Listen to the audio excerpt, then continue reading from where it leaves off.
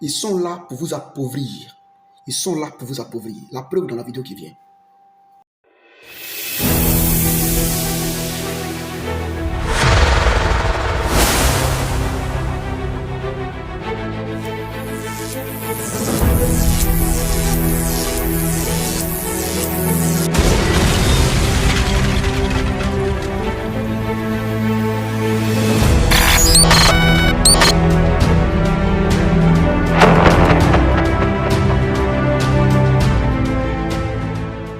Christ Afrique. Oh, Dieu me révèle que ton mari, c'est nous on a inventé ça. Dieu va me montrer qui est ton mari. C'est nous on a inventé ça. La gloire de l'Éternel va manifester dans ta vie. C'est nous on a inventé ça. On vous a menti pour vous maintenir dans la bêtise. Le temps. Christ Afrique. Oh, Dieu me révèle que ton mari, c'est nous on a inventé ça. Dieu va me montrer qui est ton mari. C'est nous on a inventé ça. La gloire de l'Éternel va manifester dans ta vie. C'est nous on a inventé ça. On vous a menti pour vous maintenir dans la bêtise.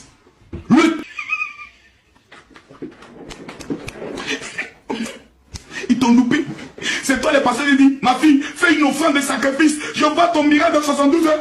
Papa, voilà mon offrande. Papa, je vais s'aimer. Papa, je vais s'aimer. Ma fille s'aime beaucoup pour que l'Éternel augmente. L'Éternel augmente ta bénédiction. Tu as pris tout ton salaire. Ils t'ont mamaillé, maman.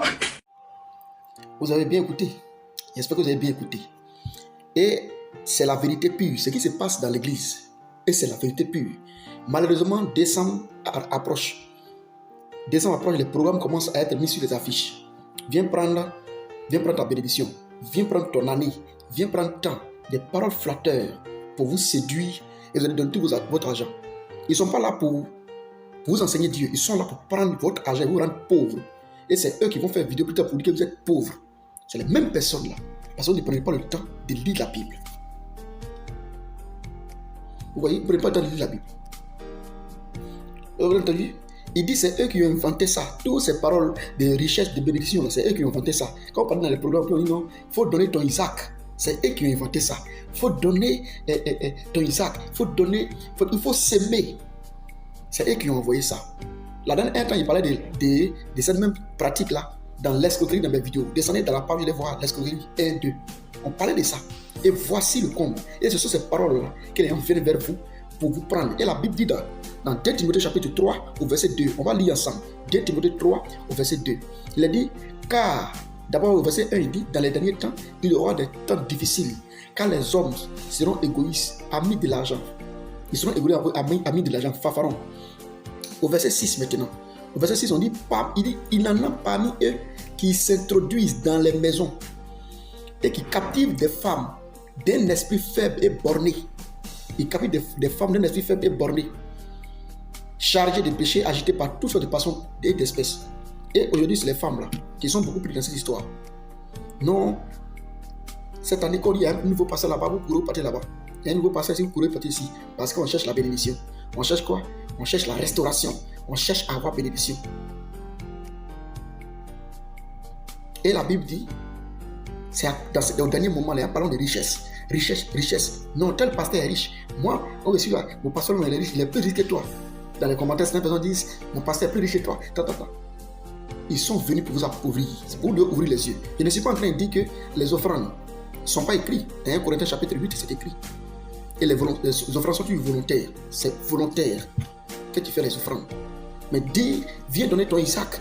Viens donner ma fille, il faut s'aimer. Il faut s'aimer pour que ça arrive. Ce n'est pas offrande. Ce n'est plus offrande volontaire. Et quand vous allez vous confier, pour chercher votre enfantement, pour chercher votre mari, on doit prophétiser d'abord sur vous. Pour dire, je vois ton mari, je vois ceci. Toutes ces paroles-là pour vous tenir où? Dans la captivité de l'ennemi. Jusqu'à quand vous allez ouvrir les yeux même? Jusqu'à quand?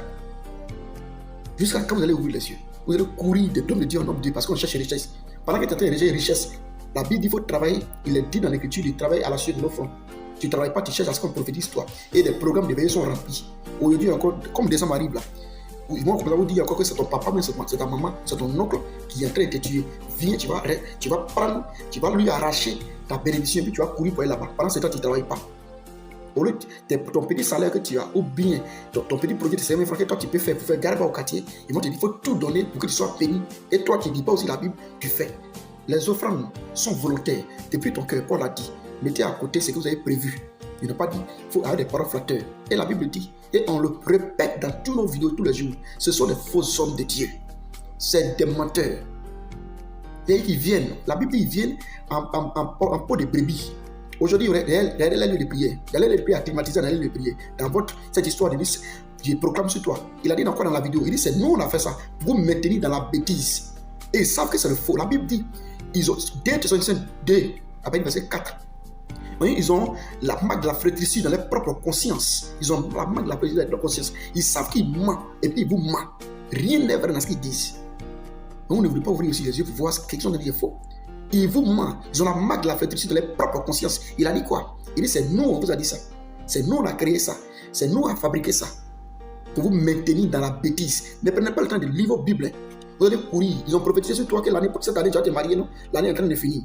Vers fin de l'année encore, ils vont te dire encore, viens, tu vas faire une autre offrande encore pour voir ton mariage. Par rapport à ton voyage, là, ils ont prophétisé là, depuis le commencement de janvier a fini, on s'en va décembre. Ils vont te dire encore, viens encore, tu vas poser un acte prophétique d'argent pour avoir ton mari.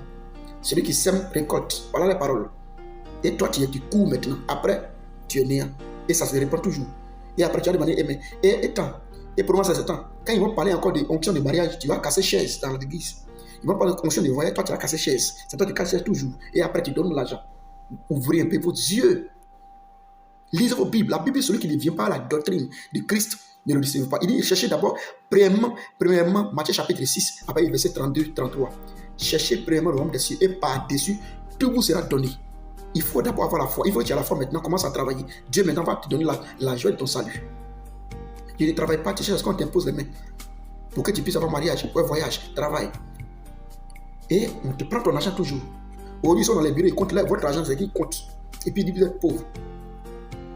C'est vous qui avez fait que ces personnes sont devenues invincibles. C'est-à-dire qu'ils sont devenus inaccessibles. Pour même les voir aujourd'hui, on doit payer l'argent pour les voir. Toi, tu as un problème, tu dois aller le voir, tu dois prendre rendez-vous pour payer l'argent. Ce n'est pas l'escroquerie. Et quand on veut parler de ça sur les réseaux sociaux, non, ils sont jaloux. Nous, on est jaloux. Nous, on est ici pour parler d'écriture. Pour que ton nom soit sauvé. Parce que la Bible dit, les faux brebis sont dans la bergerie. Matthieu chapitre 10 est clair. Et Jean chapitre 10 est clair. Sauvez votre âme. Après chapitre 10, verset 4, il est dit de sortir au milieu d'eux. Tu vas cette année encore, tu vas poser encore un acte prophétique. Tu vas aller donner encore ton Isaac. Tout ton salaire, tu vas aller donner encore, non?